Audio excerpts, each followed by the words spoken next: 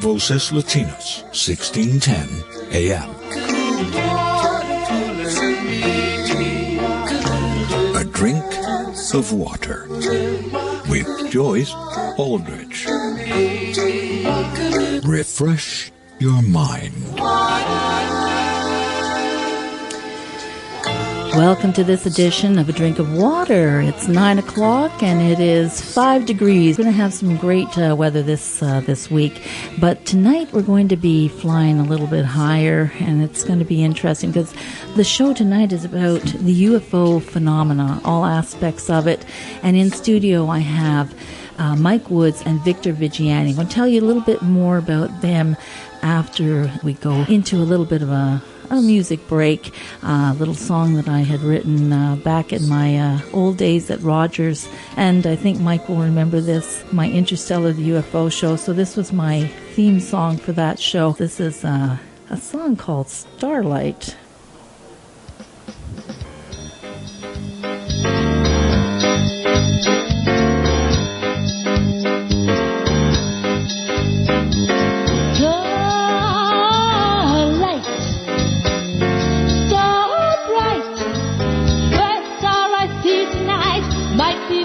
Some unknown light, hovering a bit too low tonight.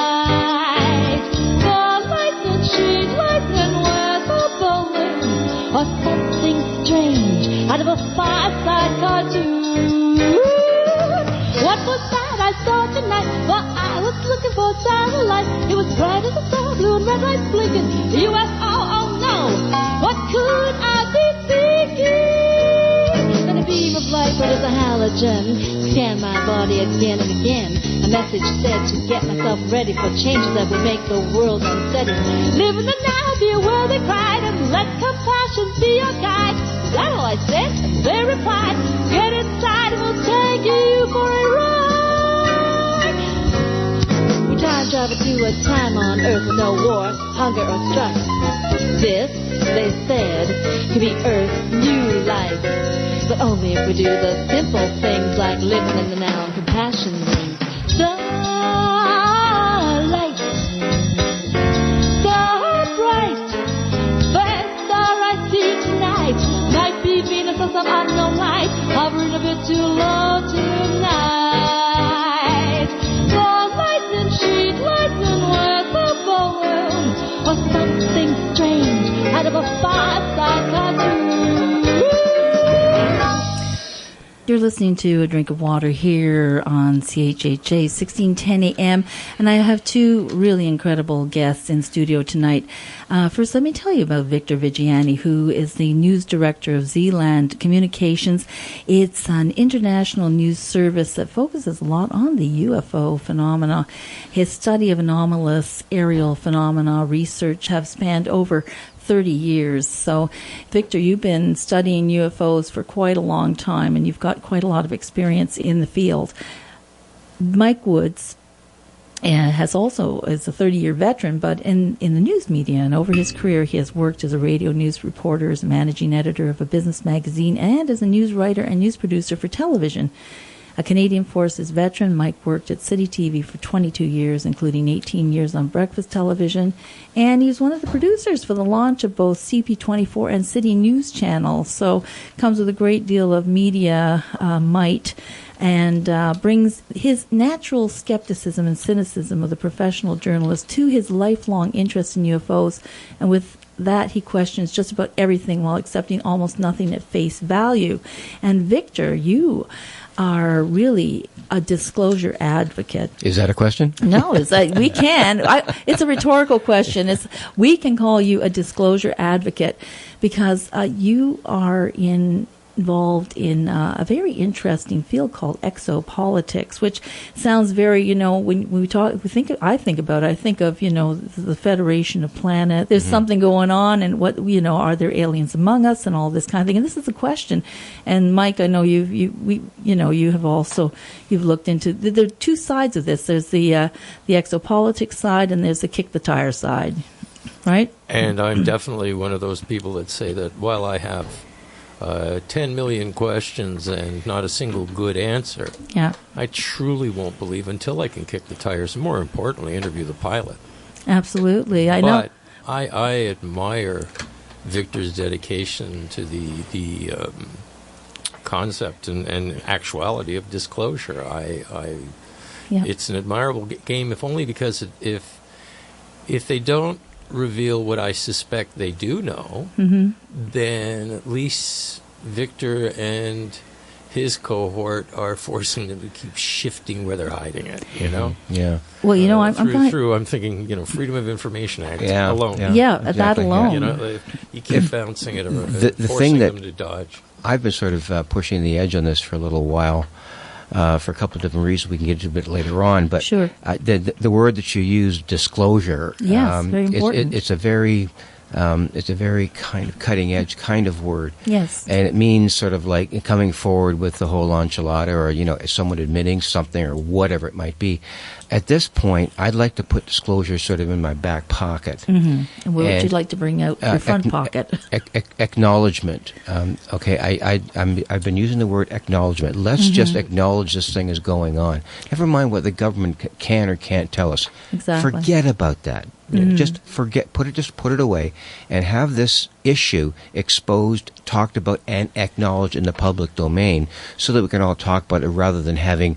I've sent things to just every single radio station and National Broadcasting Corporation in this country. They will have nothing to do with this. Okay, nothing to do with. So my whole sort of directive right now is getting people to acknowledge that the media has a role in this, and whether or not they buy it, it doesn't really matter that they buy it. The evidence is so overwhelming that something is going on, and we've got to acknowledge it. Well, not disclose it, no. acknowledge it. Well, I'd like to throw myself into the mix, and I'm not afraid to, because I have been on national television to talk about this and radio. I am what they call an abductee, so I'm in the I'm sort of in between you two. So I would love disclosure. And when I spoke with Paul Hellyer, when you had the exopolitics, the emergence of an extraterrestrial world view at the at U of T, when I spoke with him, he said, "Wouldn't you? We're working for you, so to just have this acknowledged, disclosed, so that you don't look like a crazy person." It's all part of something that's coming,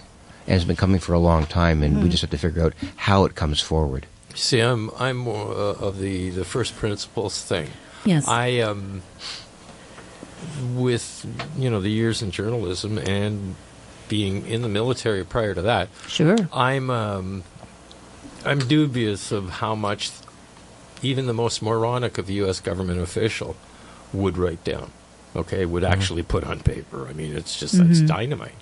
However, and we haven't had the the landing on the White House lawn. No, and it could be career killing for a lot of people. Having said that, there are far too many extremely credible witnesses testifying to inexplicable activities. No kidding. Further to that, and far more of this minute, is the fact that, especially in the last 3 months, NASA has been cutting the live feed from the International Space Station on a regular basis.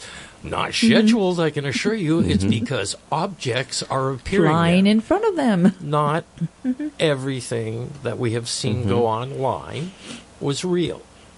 I mean, don't forget, they just shut down, YouTube just shut down Secure Team 10. And they're a huge purveyor of UFO videos. But they're also a huge purveyor of hoax UFO videos. Yeah, you got to be careful of that. And so, I don't mind. I was like, You have see to you have later, a Chucky. We got to don't have a need filter you. there someplace. Yeah. Yeah. But, I mean, there has never, ever been a true objective scientific inquiry into the phenomenon. There hasn't been one. Everyone's been in the Brookings report has influenced everybody. We can't go public even if we do find something because it would freak the public out. So no longer tenable as far as I'm concerned. So last year, though, Victor, did you not reveal some secret NORAD files? You made them public. Yeah. And in there, they were saying, let's play down UFOs at all costs. So even though that's not scientific, that's saying it's a UFO. It's an unidentified flying object, but so it's not obviously scientific, really, not to kick the tire, but it is in a way, that's getting closer to kicking the tire. It is, because they're saying, let's not talk about this, let's not let anybody know about this, because it threatens national security. So what is that that's threatening national security? In my dealings with NORAD directly, and having been in reception of their documents directly from the commander in Montana, and he sent them directly to me as a result of an inquiry I made with air traffic control reports in 2001, where 2 CF-18s were scrambled to chase 3 unknowns. Right. And they had a 6-page documented line by line how these jets took off, found the targets on radar. They were identified as unknowns at the time. And at the same time, when they were at approximately 35,000 feet, a medical evacuation jet out of Alaska picked up the same 3 UFOs and tracked exactly the same things, and actually sighted 2 of the UFOs, okay? And they couldn't keep track of it, okay? And as soon as they approached it, they just took off. The CF-18s actually eventually made contact with 3 UFOs at 35,000 feet. Eventually, analysis contact made. And I have the documents that said that that's what they saw, and that's how these things eluded them at incredible speeds. They couldn't chase them. And they're not just balls of light. They're actual they've got physicality. They're intelligently controlled somethings. Yeah. We don't know what they are. Yeah. And the whole question that NORAD is engaged in this kind of activity, and it's not the only one. And the commander released to me personally, okay, the fact that they have 1,800 sightings per year. 1,800 sightings are unknowns per year. And it was 75 intercepts. Intercepts. We don't know what intercepts means. So 1,800 captures, okay, per year over the last 5 years, and 75 captures per year. Captures and intercepts. Yeah. So intercepts, yes. From a military standpoint, Mike, what does that mean? That's just fascinating information. That is. Absolutely, and I mean this has a long history. Now, of course, I only bought it for the articles. Of course. What are we talking about? We were talking about, believe it or not, early 1980s Penthouse magazine. Yeah. Where Bob Guccione was trying to give it a little class. Pause here for hysterical laughter. And so he ran a series of investigative articles over a course of about 2 years. One was an in-depth study of the cancer industry, how there was more money in having patients than there was finding a cure. They knew that way back then. And pointing out various efforts to suppress various cancer treatments. Then he did a series on and from a NORAD source describing the slow walkers as they were known back in the 80s. And slow walkers, they regularly had penetration. And slow walkers, by definition, were objects that entered Earth's atmosphere without an outer trajectory, meaning that it didn't come from here. It just came, and it's coming in here. They couldn't trace it. And there was, I see. Yeah. If it had been launched in a parabolic, yes, they would have been able to track it. It had to come from somewhere else. It didn't have any backtrack, and they were reporting 15 to 18 slow walkers a year, and it was a matter of some concern because these things were popping in at the speed of a snowball if it was thrown by God. And they weren't meteorites, and they weren't bits of space junk. They're hitting the atmosphere at 65,000 miles an hour and decelerating to 3,000 miles an hour in about a half a second. Yeah, that turns humans into jelly. I guess but the question after all of that kind of description that Mike just engaged in, after all of that happens, you have to ask, well, how can we begin a public discourse on this? That's the issue here for me. We can talk. We can kick the tires for as long as we want. Well, we're gonna before we can kick the tires, we have to go to break. So we'll be back right after this with Victor Viggiani and Mike Woods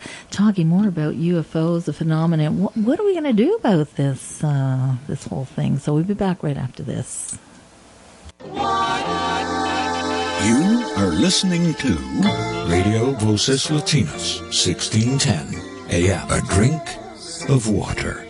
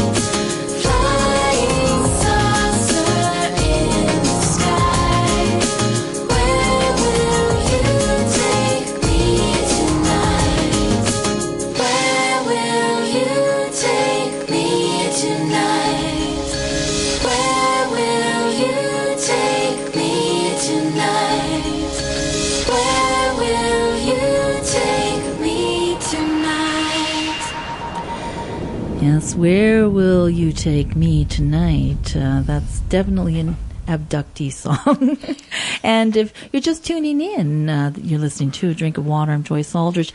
And in studio I have Victor Viggiani and Mike Woods, both what we have called ourselves saucer heads. That'll do. Absolutely. Victor, you've got it. I want to mention this a couple of times. You've got an Alien Cosmic Expo. This is not the first one you've done. Right. This is coming up June 23rd, 24th, 25th here in Toronto at the Crown Plaza Hotel. Mm-hmm. Do people have to buy tickets ahead of time? What's the story there? Yeah, for sure. Mm-hmm. Yes, June 23, 4, and 25 coming up. Yeah, it's called the Alien Cosmic Expo, and we're going to be having some really barn-buster activity going on with the Honorable Paul Hellyer will be there to speak. Oh, that'd be great. Yeah, he's going to be Love addressing... to see him again.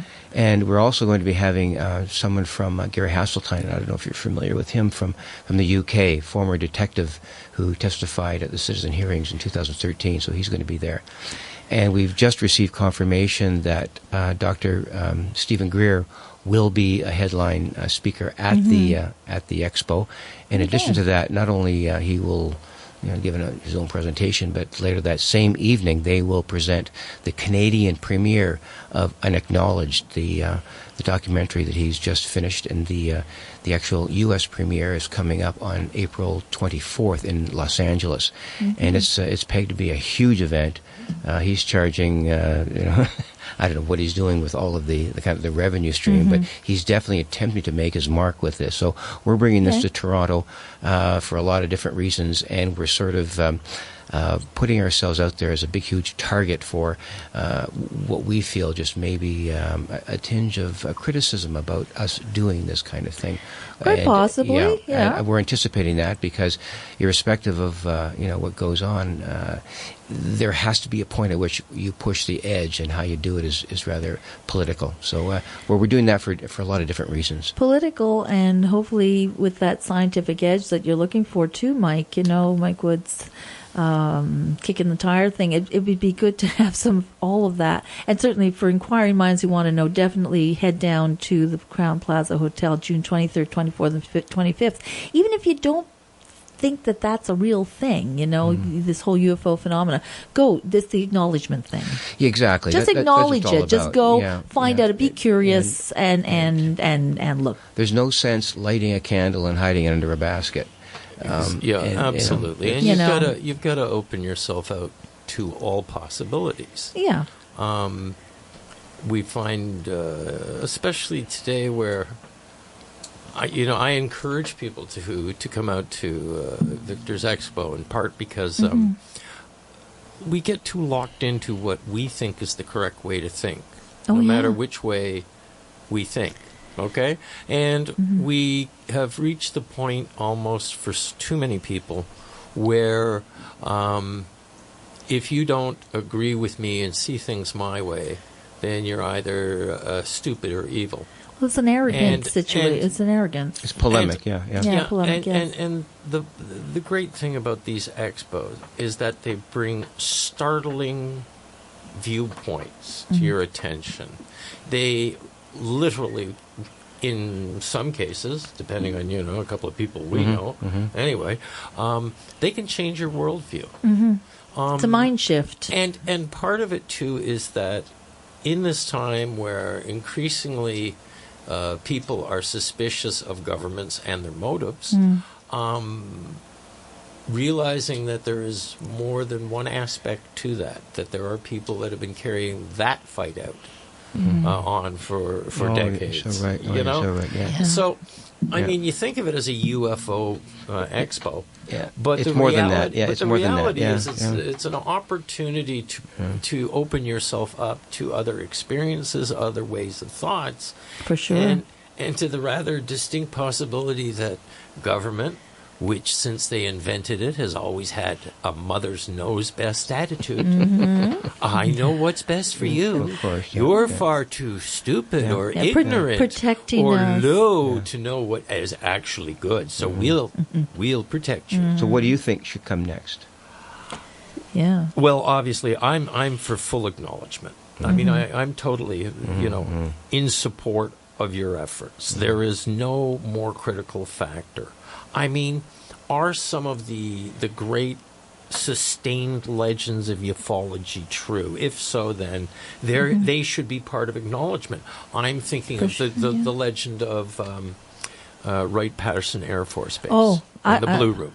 Yeah, the display of artifacts. What's in there? If there actually is such, acknowledge it. Let us have a look. Yeah. Now, why don't they? It's seemingly a harmless thing, especially in this day and age. You think so? Right? Exactly. Well, I think, personally, one of the major hurdles to acknowledgement is the Brookings Institute report of 1960 on possible ramifications of human activities in space exploration. Bottom line was they concluded if we came across in space missions proof of alien existence, advanced alien existence, actually, implied. Cognizant, Yeah, well, certainly implied in there, that it should be withheld from the public for fear of disrupting human society. Or it might even make it better. Well, I don't know. And I guess what you're There's saying... so many agendas. But I guess what Mike is saying is that, okay, fine, if that's the case, that they've admitted that they kind of need to put this under the table. It's got to be an issue. It's got to be an issue. Okay, so my question is, if there's nothing to this issue, why all the secrecy? Well, that's the whole thing, and I really. think, we need a new look at this whole thing. We need a new look at, and many people will criticize him and hold him up for all kinds of questioning, is Stephen Bassett with the hearings in 2013 that I attended. 5 straight days of just wave That was phenomenal. after wave after wave for whatever came out of that, and the way it was politically set up, and I have a lot of questions about it myself too, the fact that I was there for all 5 days. And the way, it's like sitting on the beach and having one wave of information coming at you and just not being able to handle it. And these congressmen just didn't know what to do. So that kind of thing needs to happen. It's overwhelming. Needs to happen in the public domain again somehow. Well, then this is up to you. We're going to. Go ahead. I was going to say that this is an acknowledgement. I'll make disclosure. Okay. In 2013, I was producer, evenings, City News Channel. Oh.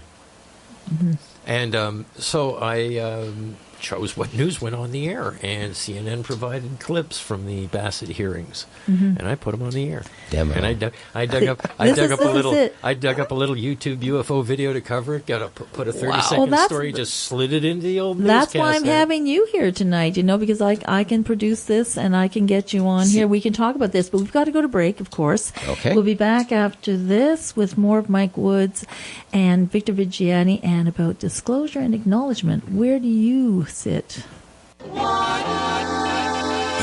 are listening to Radio Voces Latinas, 1610 AM. A drink of water.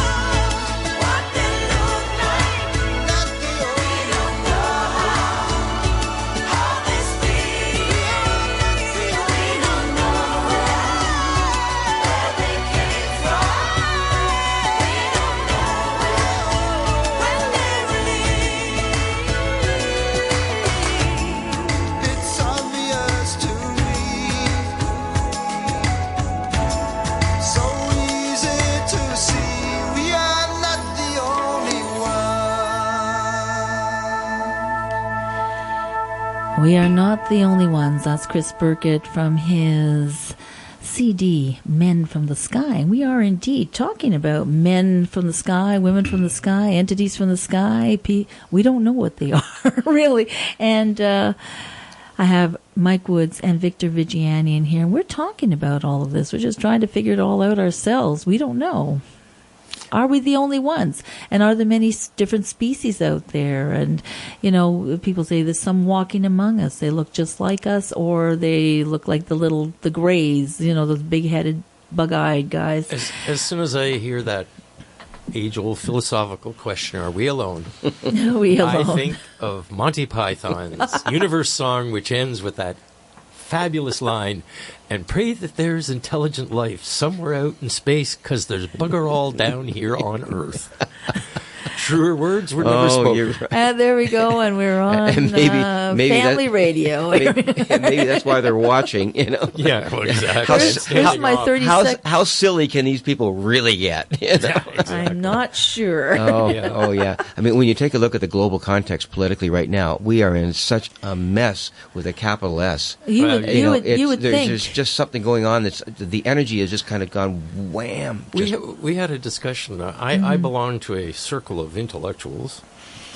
You can read that as four guys in their 60s, you know, with too much time on their hands. Yeah. Carry on. And we get together for the Friday afternoon coffee club, where we get together, drink coffee, and solve all the world's problems. Of course.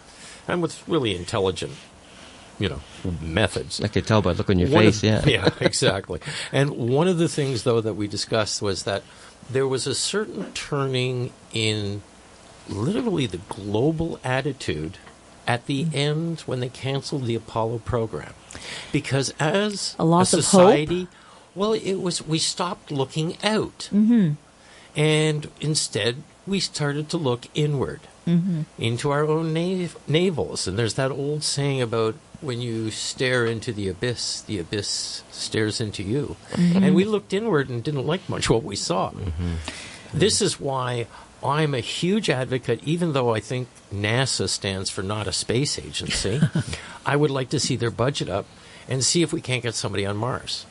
We should have had somebody on Mars 20 years ago. We should have bases on the moon. Yeah, exactly. We shouldn't have this flimsy little thing flying around the Earth. You know, inherently, this our station. species looks beyond the next horizon, but we've stopped doing that as a species. Yes, and I mean, Neil Armstrong pointed out when they went on the global tour after landing on the moon and came back, it was incredible. No matter where they were, the local people said, we landed on the moon.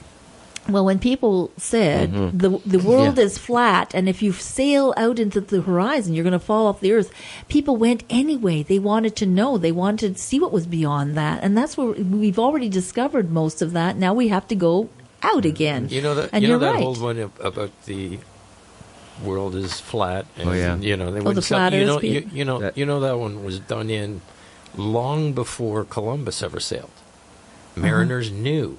Well, they knew, but it was, and so that's one of those great historical myths. Like, you know Houston, what I'm saying. we have a problem. But the point, but the thing is, they went out anyway. They didn't know what was on the other side. They they explored and they found things, discovered, and we became enriched by that. So why can't we go into space again? Well, we should be, like I say, because we would start looking outward. But Joyce, in your estimation, in your experience. And here's the other side of that coin. Yeah. The number of experiencers that I and you know who have left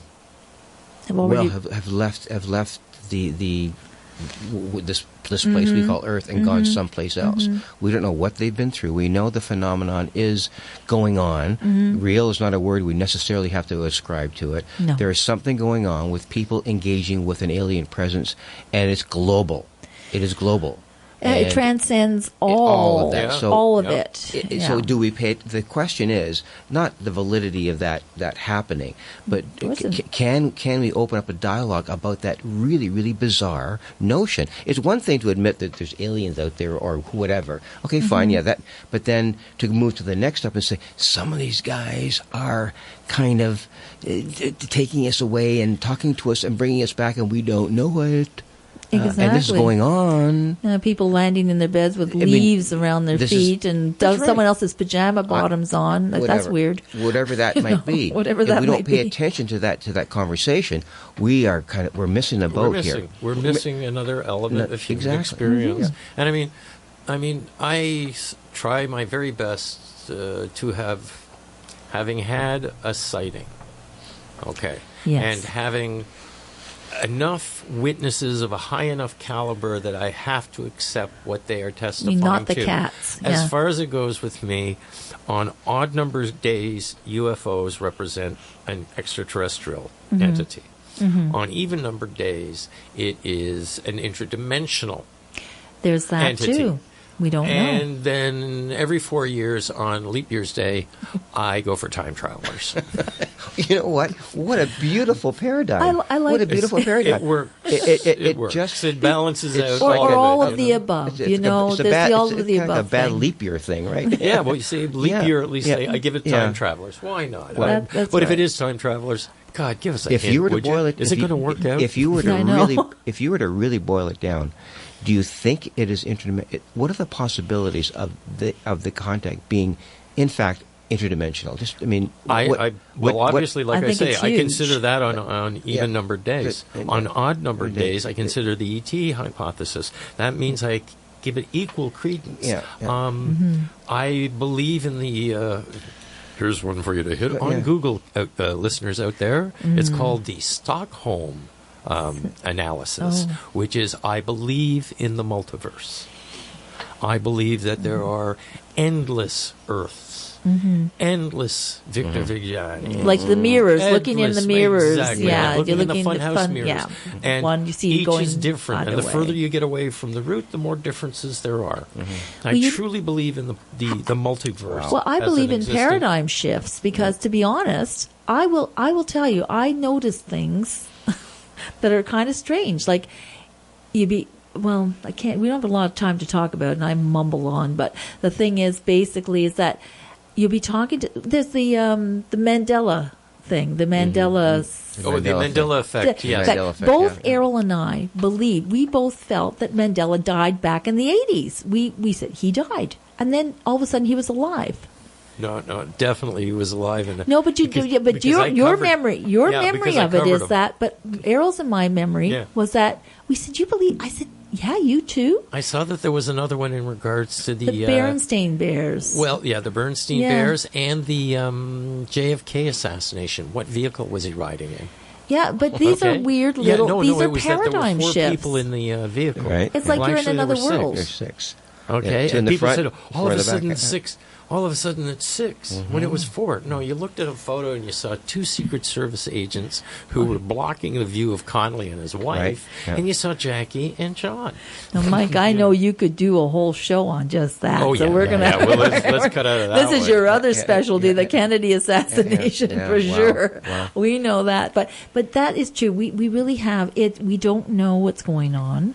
But we have to at least acknowledge it, that there is something going on, and that we need to really dig into the scientific end of it, and also look at all the exopolitics, which exopolitics is basically it's extraterrestrial politics. Well, what is this? I don't want. It's a long kind of convoluted. How long is a piece of string kind of thing? No, it's just another way of looking at the whole issue. Yeah. It's all it is, really. On the outside looking in. Yeah. However you want to describe it, people who are involved in the whole pursuit of this sort of exopolitical movement, which, by the way, there's a number. I mean, just exopolitics, every country's got one. I mean, these people are they're out there, you know. Well, people want to know. They want to know, but the thing is, their perspective sometimes takes a little bit of a leap towards the fantastical. The leap year kind of thing. Yes, okay. Okay, so there's that faction within. The thing is, there is just no one way to look at this issue. No. And since it's become a burgeoning kind of thing within sort of the intellectual community, if you want to call it that way, or even just people who believe in the issue, it's sort of, there's a bit of a blossom to this whole thing. Sure. And the thing is, how do we take that blossoming out into the next realm of understanding of who's going to talk about the issues? Where do we take this critical mass of information and bring it forward into the media, if they'll accept it as something that, yeah, you know what, we just might be able to talk about this like we could talk about cutting trees down in Toronto. Well, we or have to something get some like that. credible players. That's the thing. People that you know. people can believe in and respect their opinion. And we got to respect that. We're going to go to a break right now, so we'll be right back after this. Respecting Opinions here on CHHA 1610 AM. You are listening to Radio Voces Latinas, 1610 AM. A drink of water. It's 9:47 here at CHHA 1610 AM. This is A Drink of Water, and my guests tonight are Mike Woods and Victor Viggiani. And we've got a short segment going out here. We've got about 9 minutes to talk about a big subject, which is what the morass of the mess, the clutter that is there out there in the UFO field, because there's a lot of there's some silliness going on out there as well as some really credible stuff. And so how do the person who's going to go on YouTube or, online, how do they get through that mess? Yeah, it's a good question. I mean, Errol had you had UFO updates. You could get through the mess beautifully with that, but it's disappeared since he passed. Well, I think part of the problem is something that Ernest Hemingway said, that we have to, in looking at any kind of conglomeration of information, we have to put on what he called a crap detector. And it's a filter. It's not a difficult term. Yeah, it is to look at all pieces of information. And Woodward and Bernstein talked about the same thing. You've got to look at information in a certain way and not just in a certain bias. Okay, so what kind of filters are you using to look at any set of information? So bring in this whole extraterrestrial issue.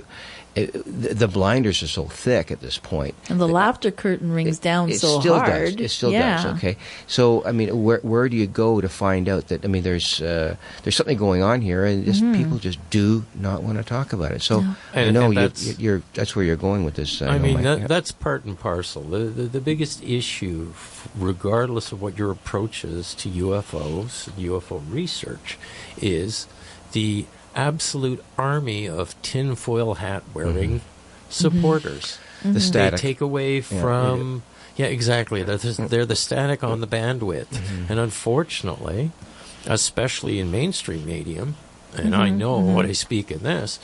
The more outrageous comment goes on air. Yeah. So we don't focus on the credible, calm voice that points out. There's this, and this. It's enough evidence to put you in jail. It's certainly enough evidence to provoke a thorough look.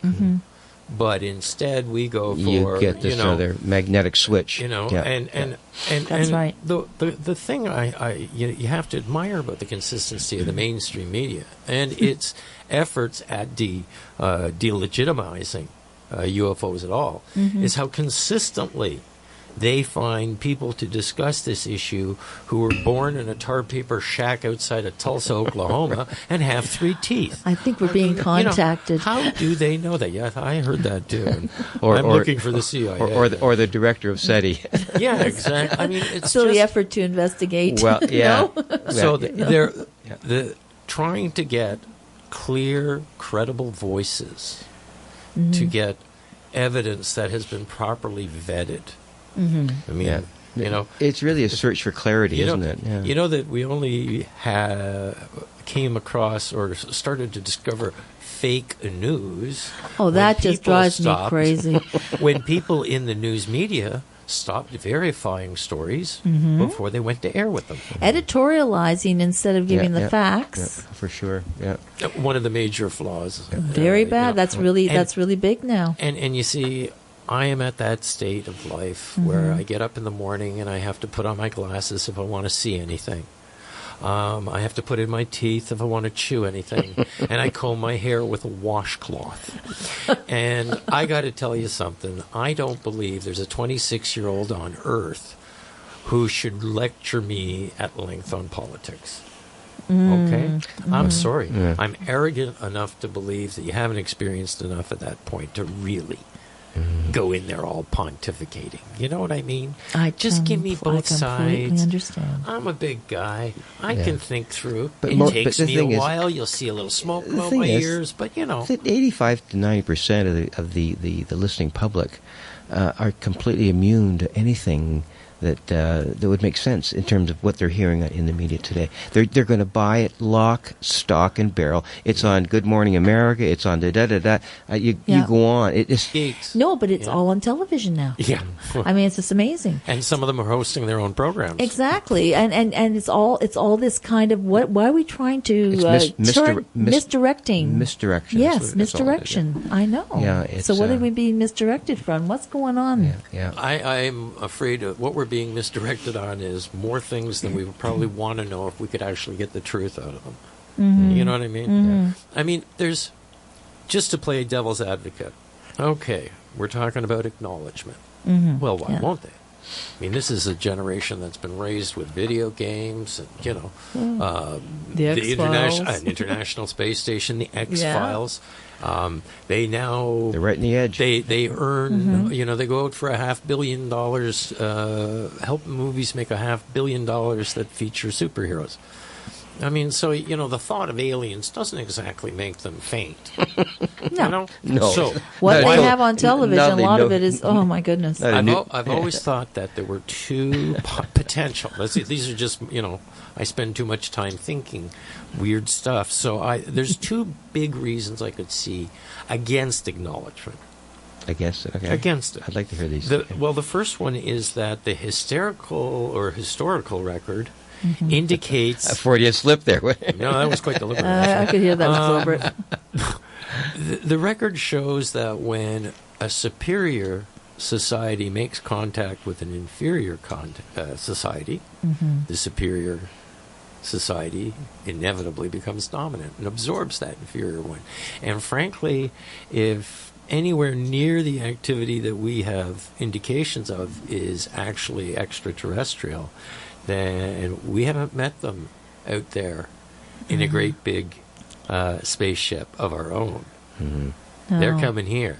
They got the tech that we don't have, and frankly, I think our history of our species would have been considerably different if the Native Americans had met Columbus about 20 miles off the coast in their own 16-sail ship. So we should be going out there. We need to be going out there. NASA's got to move. The fact that the dominant, the advanced society absorbing is one possible reason why we're going to acknowledge it. There's a minor one. Nobody wants to be the head of a $500 or $1 trillion military who has to go on camera and go, we can't control our airspace. These guys come in and out, I'm so glad. What's the $1 trillion for? I'm so glad. That's the one admission that's out there that no one recognizes, that we have no control over our airspace. They don't move like anything we have on Earth. Do you like being the head of the U.S. Air Force? I sure do. Then shut up. It's a national security issue. when you get right down to it. And maybe. I mean, I always wondered, one of my more obscure ones, though, is if we take it a step and we're, for the sake of argument, there is contact between extraterrestrial visitors and world government, the various government leaders.